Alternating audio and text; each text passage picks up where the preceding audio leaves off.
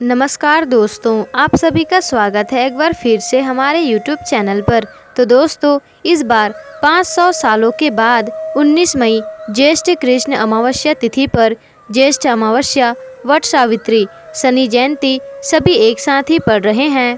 तो ज्योतिषीय दृष्टिकोण से ये तिथि बहुत ही महत्वपूर्ण है। एक ओर जहाँ नदी में नहाने से मिलेगा पुण्य, वहीं दूसरी ओर शनि पूजा से साढ़े साती और शनि दोषों का प्रकोप होगा शांत। अन्य बिगड़े काम बनने के योग रहेंगे और एक ही दिन 2 से 3 पूजा पाठ के अवसर कम से कम देखने को मिलते हैं। इस दिन आप एक खास उपाय कर सकते हैं। शनि देव की कृपा, पितरों की कृपा, अखंड सौभाग्य का आशीर्वाद और पुण्य फल की प्राप्ति आप कर सकते हैं। ये दिन सुख सौभाग्य के साथ ही शनि देव की साढ़े साती और ग्रह दोष से राहत भी आपको प्रदान करने वाला होगा। ज्येष्ठ अमावस्या के दिन फलदाता शनि देव का जन्म हुआ था, तो इस शनि जयंती के दिन आप शनि देव की पूजा करके साढ़े साती और शनि दोषों से पा सकते हैं राहत। अखंड सौभाग्य, सुखी दाम्पत्य जीवन और सुशील संतान प्राप्ति के लिए वट सावित्री व्रत इस दिन रखा जाएगा। सावित्री ने सत्यवान के प्राण अमावस्या को ही बचाए थे, इसलिए इस तिथि को हर वर्ष वट सावित्री व्रत रखा जाता है। सोमवार के दिन पड़ने से ज्येष्ठ अमावस्या है। ये दिन पितरों को भी प्रसन्न करने के लिए खास माना जाता है। इन पितरों को प्रसन्न करने के लिए आग में गुड़ घी का हवन करने से पितृ प्रसन्न होते हैं। मान्यता है कि पितरों के आशीर्वाद से जीवन की हर समस्या का समाधान हो जाता है। ज्येष्ठ अमावस्या के दिन तुलसी की पूजा का विशेष महत्व है। शास्त्रों में कहा गया है कि इस दिन सुबह स्नानोग्रह तुलसी में जल देकर 108 बार परिक्रमा करने से दरिद्रता होती है दूर, आर्थिक स्थिति में सुधार आता है। और मान्यता के अनुसार ज्येष्ठ अमावस्या के दिन श्री गणेश जी को सुपारी और उनकी प्रतिमा के पास दीपक जलाएं। इससे विशेष प्रकार से लाभ की प्राप्ति होती है, यश की प्राप्ति होती है। ज्येष्ठ अमावस्या के दिन ब्रह्मा और विष्णु महेश के साथ साथ माँ लक्ष्मी जी की भी पूजा की जाती है। ऐसे में उन्हें प्रसन्न करने के लिए बरगद के वृक्ष को जल चढ़ाकर परिक्रमा की जाती है और सुख शांति का फल प्राप्त किया जाता है। शास्त्रों में ज्येष्ठ अमावस्या को सबसे बड़ी अमावस्या कहा गया है। इस दिन स्नान, दान और पूजन करने से जीवन के बड़े से बड़े कष्टों से छुटकारा आता है और सुखमय जीवन की प्राप्ति हो जाती है।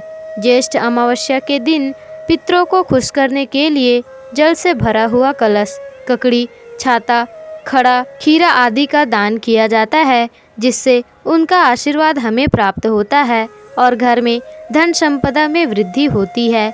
इस दिन दान करने का अधिक पुण्य प्राप्त होता है।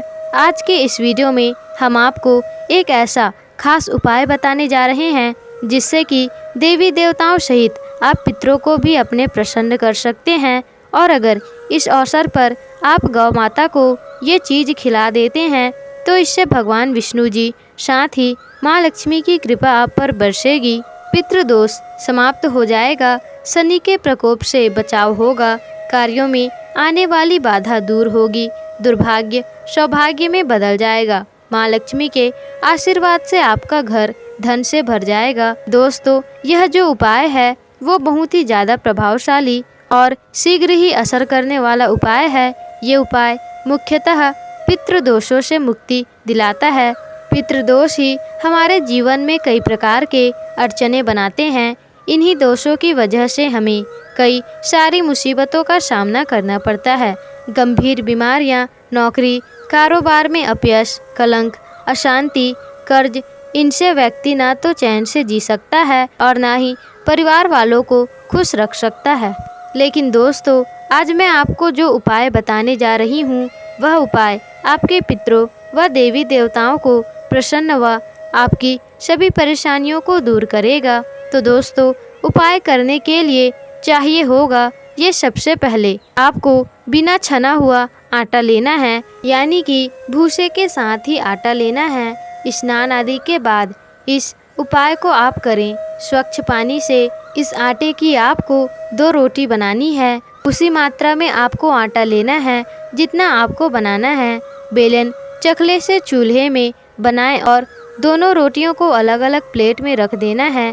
उसमें से एक रोटी पर शुद्ध घी लगाना है और तथा दूसरी रोटी पर सरसों का तेल लगा ले और फिर घर में जो मंदिर होगा वहां चले जाएं और आश्रित हो जाएं। शुद्ध घी का दीपक जला करके अक्षत आसन पर बैठें। सुगंधित धूप बत्ती जलाएं व पूजा करने के बाद फल व मिष्टी चढ़ानी है। इनका आपको भोग लगाना है। अगर ये नहीं है तो गुड़ शक्कर या फिर बतासे को भी आप चढ़ा सकते हैं। ये भोग आपको 2 अलग अलग पात्रों में रख कर चढ़ाना है। उसमें से एक पात्र में आप तुलसी दल रखें और ये भोग आपको भगवान विष्णु व माता लक्ष्मी को चढ़ाना है। दूसरे पात्र में रखा भोग हनुमान जी को चढ़ाना है। ये भोग बूंदी के लड्डू का हो तो बेहतर होता है। भोग लगाने के बाद देवी देवताओं को नमस्कार करके विष्णु जी का मंत्र ओम नमो भगवते वासुदेवाय नमः का 108 बार जाप करें। इस मंत्र का तुलसी माला आप पर जाप करना बेहतर होगा। जाप करने के बाद भगवान श्री हरि विष्णु जी और माँ लक्ष्मी को नमस्कार करें। दोस्तों, भगवान विष्णु को पितरों का देवता माना जाता है, इसलिए पितरों को प्रसन्न करने के लिए भगवान विष्णु और माता लक्ष्मी जी की पूजा की जाती है। इसके बाद पितृदेव के मंत्र का 108 बार जाप करें। मंत्र है ओम पितृभ्यो नमः। इसके अलावा दोस्तों, आप पितृ चालीसा का भी जाप कर सकते हैं। अब आप पितृदेव का स्मरण करके हाथ जोड़कर और अपने देवताओं से आपको पितरों की शांति के लिए प्रार्थना करनी है और उनकी मुक्ति के लिए प्रार्थना करें। फिर हनुमान जी को प्रणाम करके हनुमान चालीसा का पाठ करें। शनिदेव हनुमान जी की पूजा करने से प्रसन्न होते हैं। हनुमान जी के भक्तों को शनिदेव कभी परेशान नहीं करते हैं। शनिदेव का कोई भी दुष्ट प्रभाव नहीं पड़ता है। हनुमान जी के भक्तों पर शनिदेव सदैव प्रसन्न रहते हैं। तो अब आप शनिदेव के इस मंत्र का जाप करें ओम शम शनिश्चराय नमः। फिर हनुमान जी और शनिदेव को नमस्कार करके शनिदेव के दुष्ट प्रभावों को कम करने के लिए आप हनुमान और शनिदेव जी से प्रार्थना करें।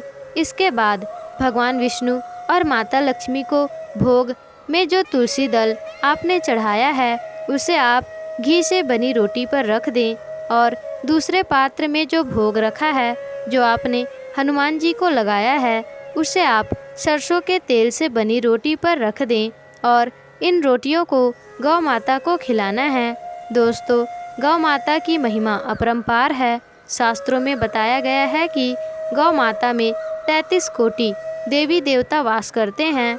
मनुष्य अगर गौ माता की सेवा करे तो वो संकटों से बच सकता है। गाय की पूंछ छूने मात्र से ही मुक्ति का मार्ग खुल जाता है। तो गौ माता के पास जाकर के गौ माता को नमस्कार करें और जो भी भोग आपने लगाए थे वो गौ माता को खिला दें। और अगर आपको काले रंग की गौ माता मिले तो बेहतर है, नहीं तो आप किसी भी गौ माता को एक खिला सकते हैं। खिलाते समय गणेश जी का स्मरण करें।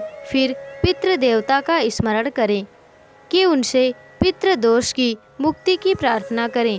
दोस्तों, इस तरह गौ माता को रोटियां खिलाने से 33 कोटि देवी देवताओं का आशीर्वाद मिलता है और शनि के 7.5 दुष्ट परिणाम, पितृ दोष आदि से राहत मिलती है। कार्यों में वृद्धि और सुख समृद्धि संपन्नता को आगमन होता है और कार्यों में वृद्धि होती है, सुख समृद्धि संपन्नता का आगमन होता है। व्यापार कारोबार में वृद्धि होती है। गौ माता में माता लक्ष्मी का भी वास माना जाता है, इसलिए गौ माता की सेवा करने से पैसों से संबंधित सारी समस्याएं भी दूर हो जाती है। ये उपाय अत्यंत ही लाभकारी माना गया है। केवल इतना सा करने से आपके जीवन में बरकत बनने लगती है। दोस्तों, ध्यान रखिएगा, बासी रोटी नहीं खिलानी है आपको, ताज़ा रोटी होनी चाहिए। गौ माता को आदर्श पूर्वक दोनों हाथों से रोटी खिलाएं। रोटी को फेंकना नहीं है। रोटी खिलाते वक्त चप्पल उतार दें। और अगर महिलाएं ये कार्य कर रही हैं तो मासिक धर्म के दौरान आपको रोटी नहीं खिलानी है। ये उपाय आपकी धन समृद्धि में वृद्धि होती है। ये उपाय आपकी धन संबंधी में वृद्धि करती हैं और गौ माता को रोटी खिलाने से सुख समृद्धि में भी वृद्धि होती है। तो दोस्तों, पितृ दोष से भी आपको मुक्ति मिलती है। शनि दोष का असर कम हो जाता है। इससे देवी देवताओं की कृपा भी आपको मिल जाती है। तो दोस्तों, इस ज्येष्ठ अमावस्या पर उपाय आपको श्रद्धा पूर्वक करना है और अपने जीवन को संपूर्ण बनाना है। तो यह उपाय आप जरूर ही कीजिएगा। और दोस्तों, ऐसे ही और उपाय आपको जानने होंगे तो हमें कमेंट बॉक्स में ज़रूर बताइएगा। और अगर वीडियो अच्छी लगी हो तो वीडियो को लाइक, शेयर, कमेंट्स और चैनल को ज़रूर ही सब्सक्राइब कर लीजिएगा।